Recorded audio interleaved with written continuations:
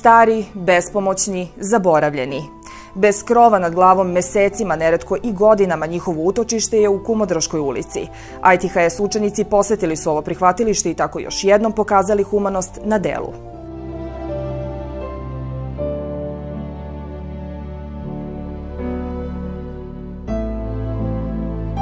Video sam ove ljude i žao mi je nekih ljudi kad sam video, ali ovdje sam da im pomognem koliko mogu. I tako trudit ću se uvek, bilo gde i bilo kad ću pomoći nekome koliko mogu.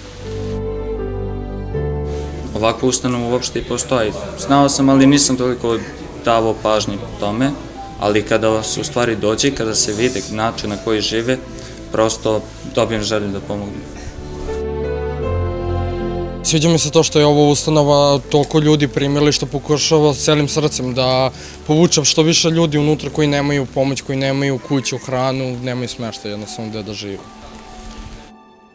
Želim da pomognem drugim ljudima, to je nešto najbitnije, jer ako ne pomognemo drugima, ko će nama sutra pomoći, a i da vidim kako drugi ljudi živi i kako se nose sa svim svojim nekim teškim situacijama u životu.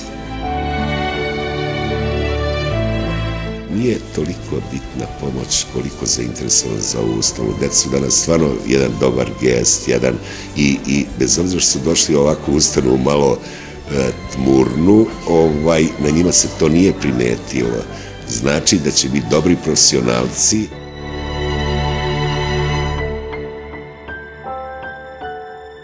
Nada postoji zahvaljujući ovakvim prihvatilištima i humanosti.